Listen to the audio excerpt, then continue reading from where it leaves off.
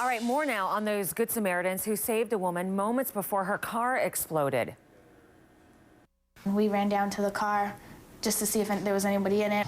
I heard a woman moaning in the bottom, so instantly we knew, like, we had to get that woman out.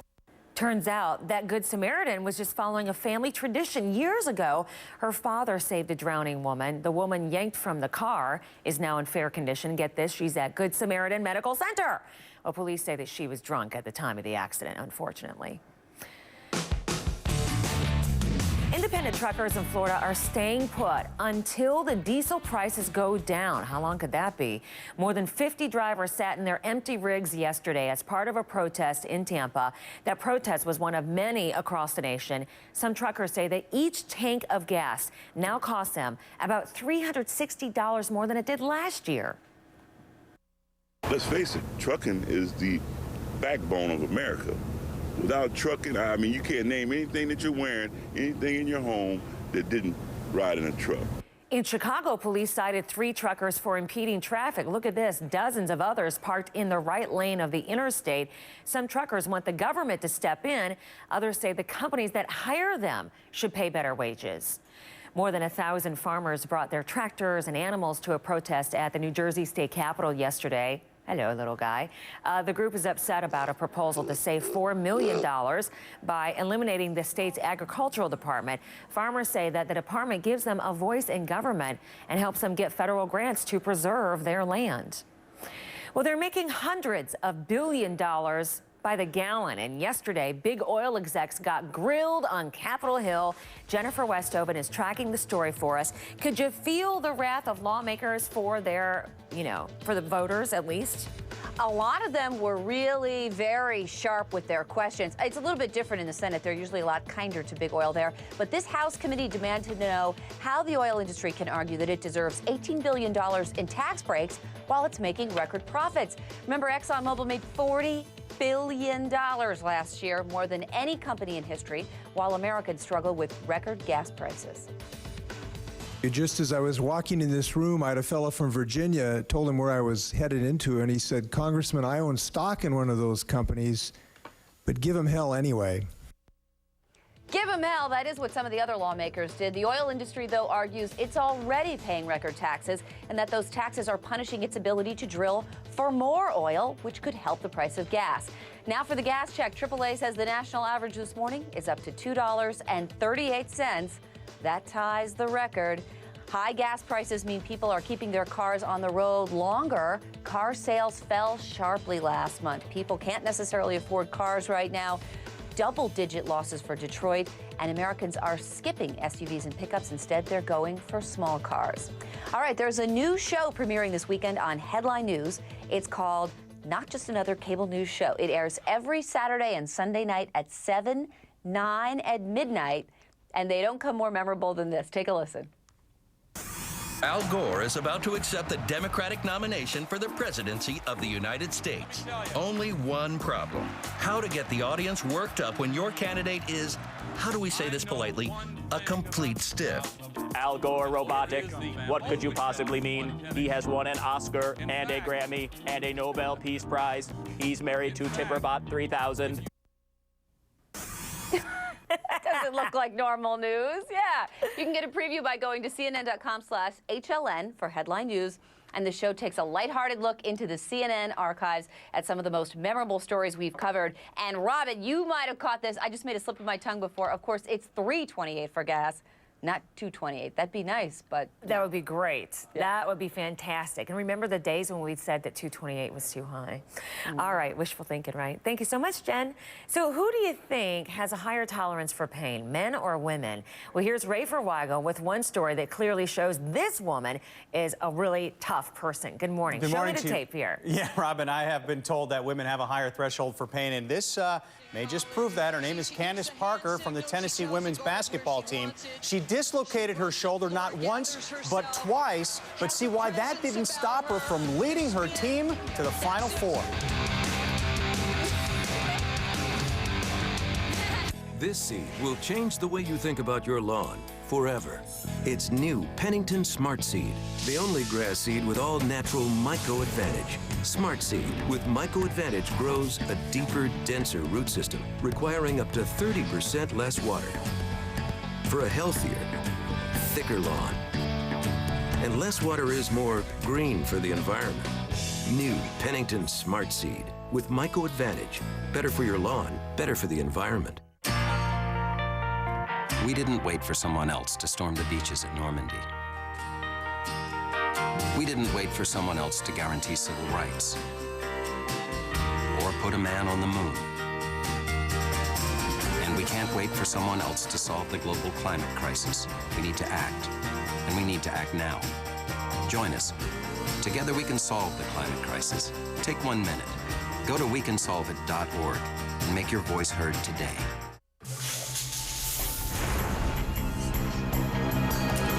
When water damage invades your home, call the Bright Green Cleanup Team at 1-800-SERVPRO. The training to make it like it never even happened.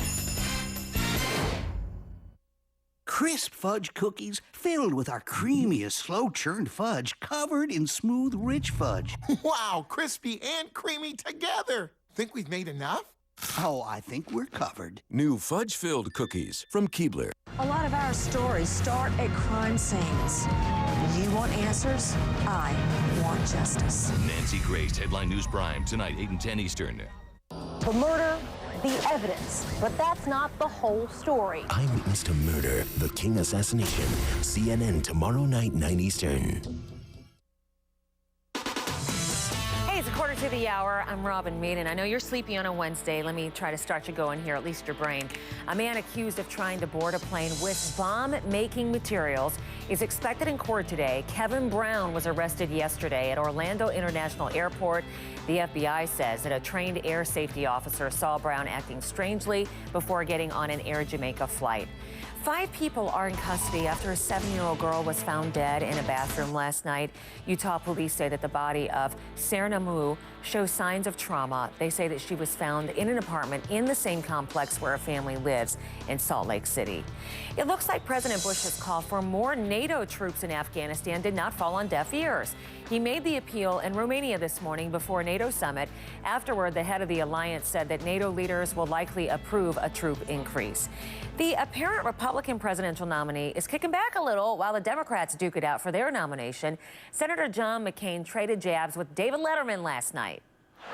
He looks like the guy who's always got wiry hair growing out of new places. He looks like the guy who points out the spots they missed at the car wash. Well, you look like a guy whose laptop would be seized by the authorities. What? And later on in the show, they did get more serious with topics like credit crisis, Iraqi casualties, and the U.S. prison at Guantanamo Bay. A 12-year-old boy witnesses a horrible attack against his mom.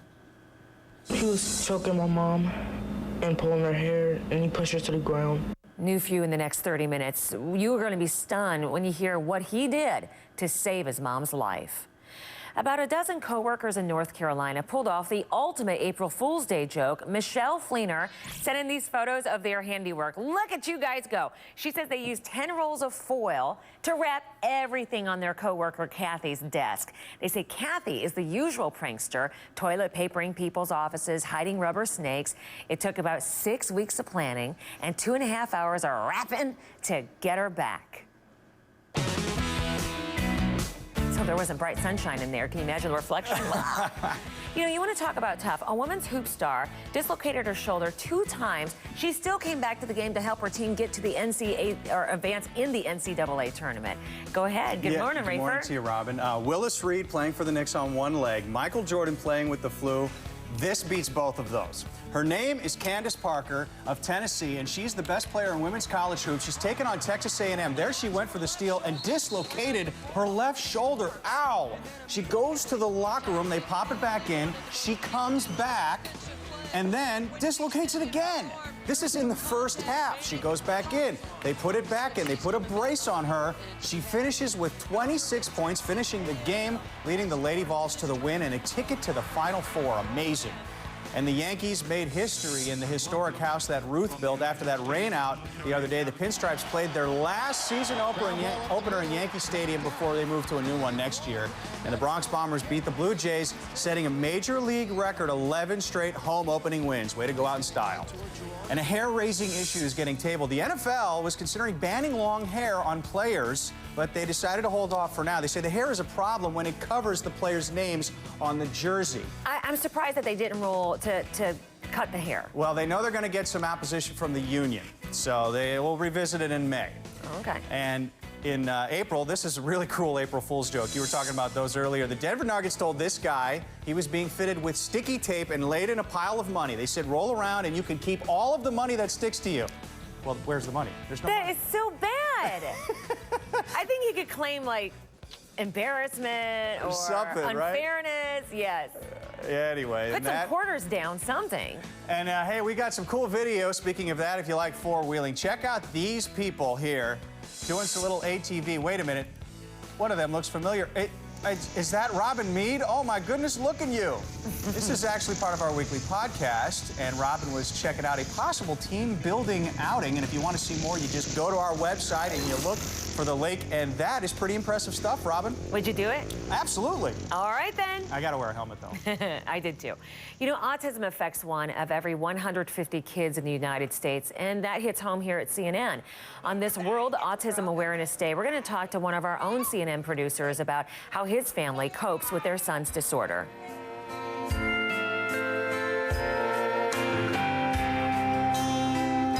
Headline Sports, brought to you by Staples. That was easy.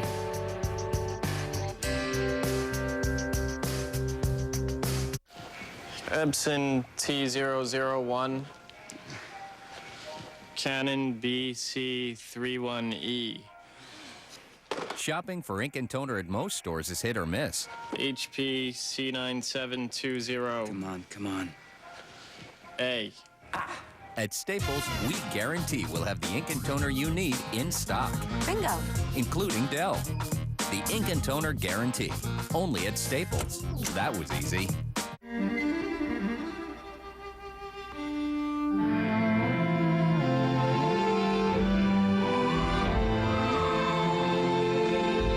Everything you need to stretch out on long trips. Residence Inn.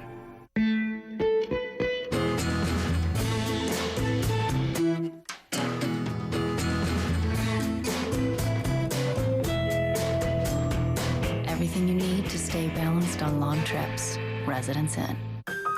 Strange sensations keeping you up at night? It could be restless leg syndrome.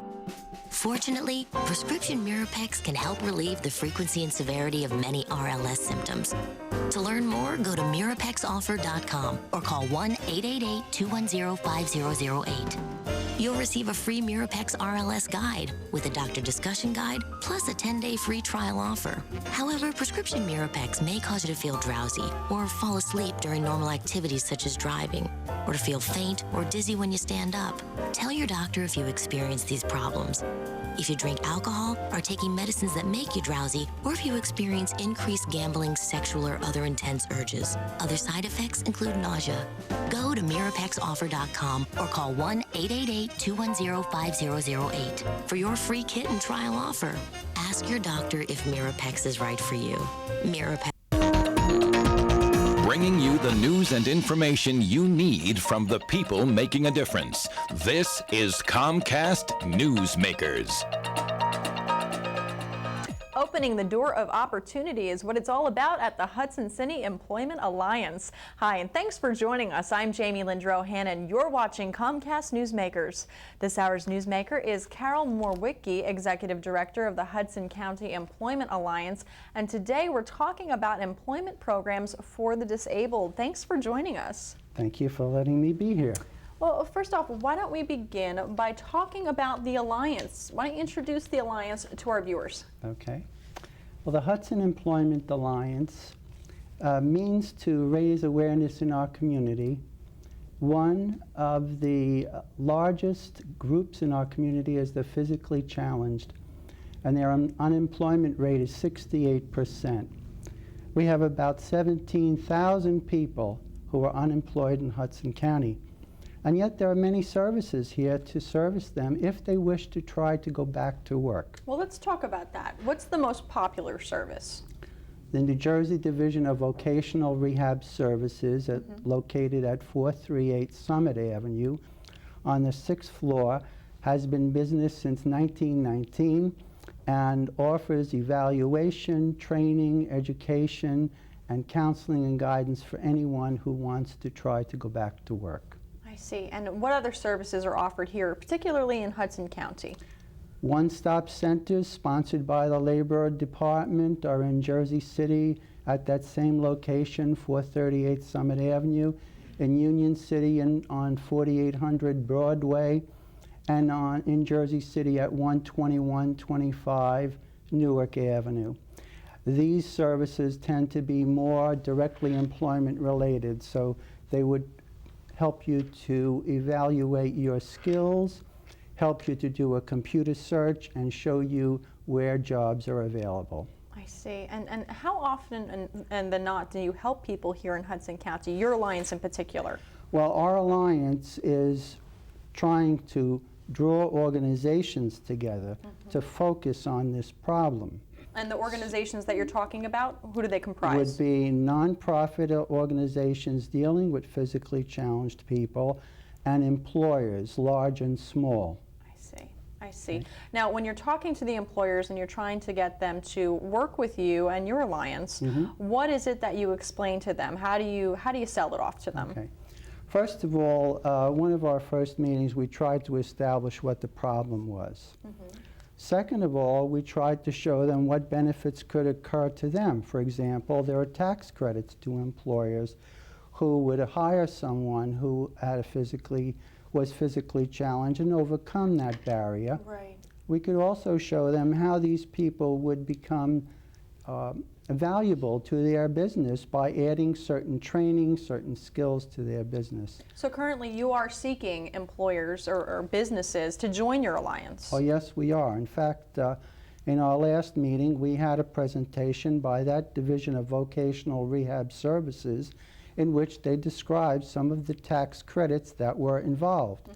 We also had the manager of the Social Security office, and his office described about their work incentives. So we're trying to get these agencies to work together to make it easier for employers to find the right employees and employees who are skilled, and sometimes they will even have a tax benefit as well. Well, we have just under a minute left. When is the next meeting? Our next meeting is at March 13th, 11 a.m. at the Administration Building of Lincoln Park in Jersey City. And the meeting is only 2 hours. Free parking and light lunch is provided. I see. Any events coming up? Yes, we are going to have an attorney by the name of John Herriot of the United Spinal Association talking about the Americans with Disabilities Act, how it can impact on the employer, how it can impact on the employee. Well, thank you so much for joining us here on Comcast Newsmakers, and good luck to you. Wow, thank you very much. This hour's Newsmaker has been Executive Director of the Hudson County Employment Alliance. I'm Jamie Lindrohan for Comcast Newsmakers. Thanks for watching.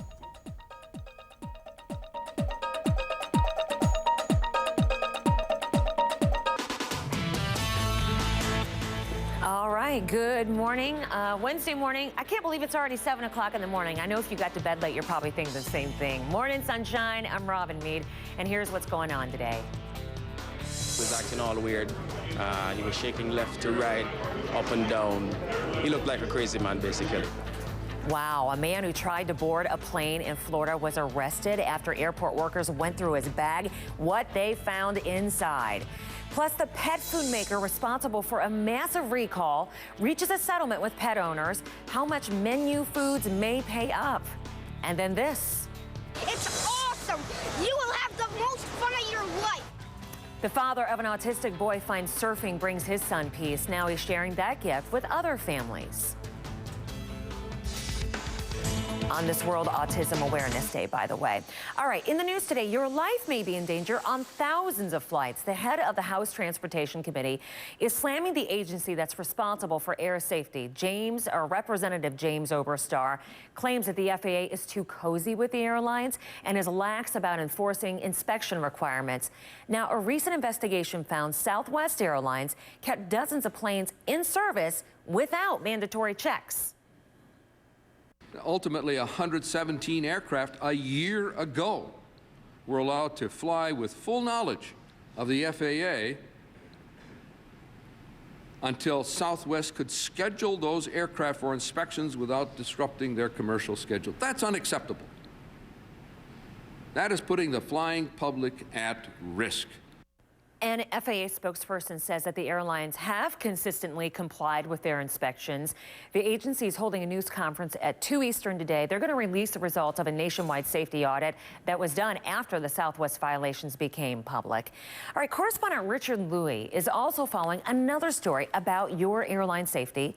The FBI says that a man who tried to board a flight with bomb-making materials at Orlando Airport is scheduled to make a court appearance today. Richard, this is such a scary thing. What are we finding out about this guy and the incident that led up to this? Exactly. How did he get to the terminal in the first place, right, with all those materials? So this is what it is. The man is called Kevin Brown. He was arrested yesterday on charges of attempting to take weapons or explosives onto a plane.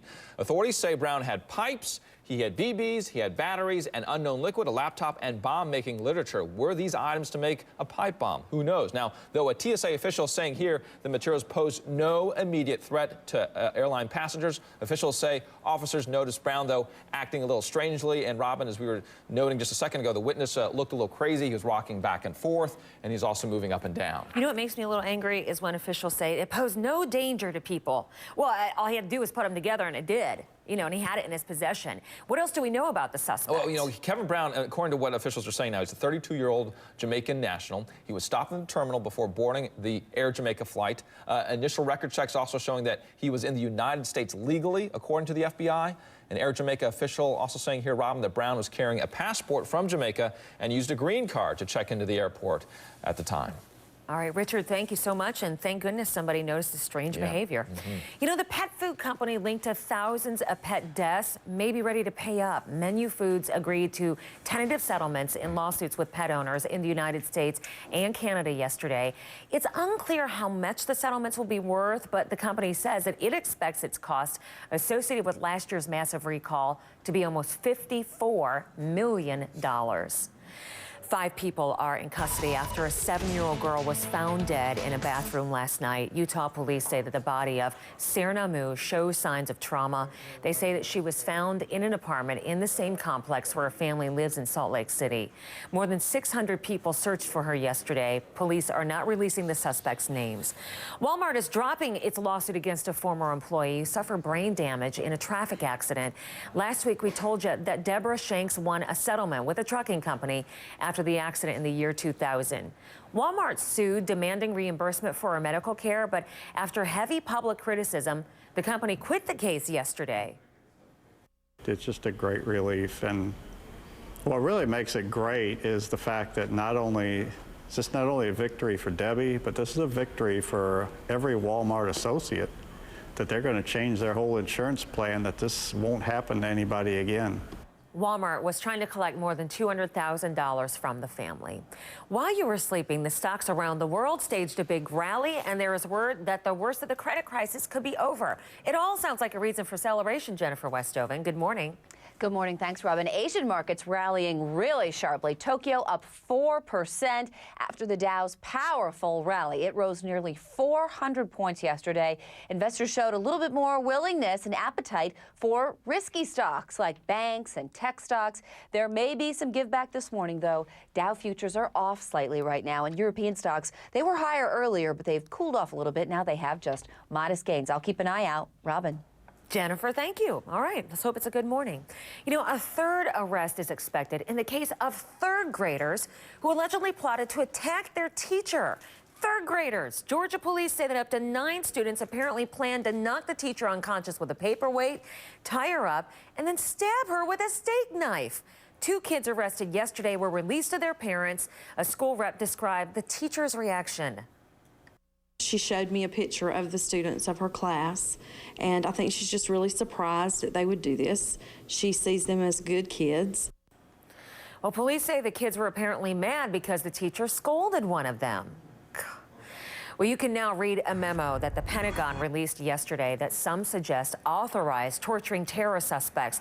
This is one of the most popular stories at CNN.com. The 2003 memo gave legal justification for using harsh interrogation techniques, saying that international agreements against torture are not federal law, so the president can override them. The memo was later rescinded.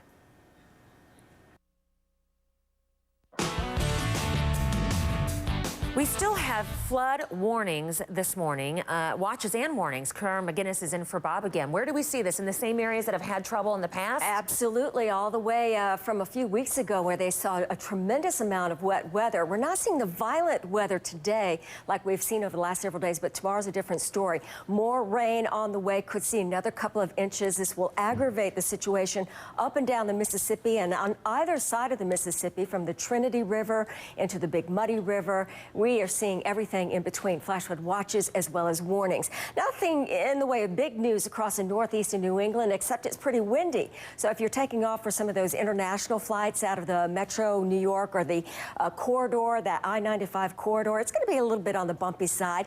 Off the waters of the Carolinas, some showers, and we've got some rain-snow mix across the Black Hills of South Dakota. And for the west, a developing weather system that promises coastal rainfall and mountain snow. Snow levels down to around 6,000 feet. But Robin, how's this for a barrel of fun? You can't believe how exciting this is. In a place called West Danville, Vermont, there is a pond and it ices over, and people try to guess when the pond will clear out. When the ice is gone, they have to name the day and the time that this happens, and they kind of vote on this competition. It's the Joe Pond Ice Competition. What do you win, I wonder? I'm not exactly sure, but the earliest that this has ever happened is April 15th. The latest is May 6th. I'm just going to have to get my vote in. Oh, I missed the deadline. It's April 1st. April Fool's Day is the deadline? Exactly. That's funny. I love it. All right, well, at least it's better than, being out on the ice as it melts, so I'm just glad that they are doing it in a safe way. Well, something that caught in the waters of the floodwaters, well, an animal caught off guard in Memphis, Tennessee. Look at this.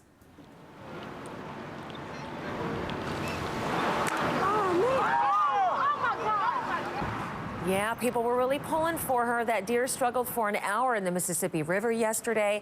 Police were finally able to get her out, and the crowd, as you can hear, reacted very, well, they were just relieved. A Maryland woman says that her 12-year-old son saved her life. Cheryl Stamp says that she was attacked by a family friend at her home in Maryland. Here's her son describing what he saw. He was choking my mom and pulling her hair, and he pushed her to the ground. So the young man decided he would have to fight back to save his mom. How he did that, coming up. The Morning Express, brought to you by Train. For the perfect conditions inside your home, no matter what Mother Nature throws at you, heating, cooling, and beyond, it's hard to stop